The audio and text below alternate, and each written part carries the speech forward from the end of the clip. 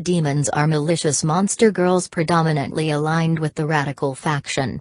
They prefer to corrupt men with seductive cunning rather than out-and-out rape, snaring humans into infernal contracts of erotic servitude.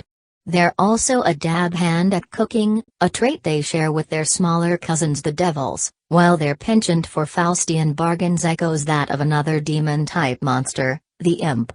Extremist monsters share with the Lilimtruella a dedication to spreading the demon realm across the whole world. Depending on the individual and the circumstance, they use many means for this, and some lewdly monsterize every human woman they see. Higher-rank demons that have blue skin and black sclera, whose bodies contain vastly powerful wicked magic. In the age of the former demon lords, they were not driven against humans by appetite or instinctive murderous impulses. Instead, they were created distinctly with malevolent intentions. They now believe the diminutive and foolish humans ought to be ruled by monsters, and they are the foremost race of the radical faction which plans to convert the entire world into a demon realm. The demons feared in the former era were not succubi, but these demons. Although they have sworn loyalty to the current Meminal Lord, their ideology is even far more radical than hers. They love seeing humans become unable to resist pleasure and succumb to evil, and they will use whatever means possible to lure humans onto the path of corruption, at times using their cunning, and at times using their demonic powers. Their appearance exudes decadence and depravity, and men fascinated by this are led to corruption. If they whisper alluring words into a man's ears, whether he likes it or not, it will induce a vision of the days of pleasure that could be. In spite of their wicked and oppressive appearance, once a man copulates with a demon, the sweet pleasure that exists solely to corrupt humans will guide him further along the path. Once a man has walked along the path to corruption, a demon will propose a pact that mainly says, "For offering everything to me, I promise you eternal pleasure."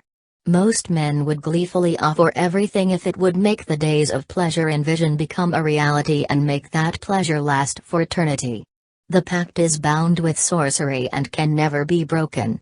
From the moment the pact is sealed, eternal pleasure is guaranteed, and along with that, the man is bound in eternal submission to the demon. A man will even come to experience arousal and take delight in submitting to her. His body will be under her control and his penis will tower and prepare to offer spirit energy just from her demanding it. They treat their men entirely as their personal property, including every single hair and every drop of semen, and they keep them at their side so they can siphon energy whenever they please and provide eternal pleasure, as agreed in the pact. At a glance, it looks as if the demon has total domination over her man, but in actuality, the situation is a bit different. The demon herself is also bound by the power of the pact, and can never go against it. In other words, it means the man can also use the demon's body for the enjoyment of pleasure whenever he wants and in any way he pleases. If a man demands sex, she must accept everything. Regardless of it not being part of the pact, a demon will cook whatever her man wants to eat every day, and visit clothing stores to acquire whatever outfits he wants her to wear. It seems that it is in their nature to give in to their men's demands and spoil them, regardless of the pact. Deep love and overprotectiveness is the reason they always want to keep their men near them. Basically, the pact boils down to a marriage compact, and the reasoning behind their radical beliefs may be that they are worried about humans because they are so weak and they want to place them under their protection. They believe that all women should become monsters, and they actively attack human women as well and change them into monsters. On such occasions, unless the woman comes to have the same radical ideology as them, she would not become a demon, so most will become succubi instead.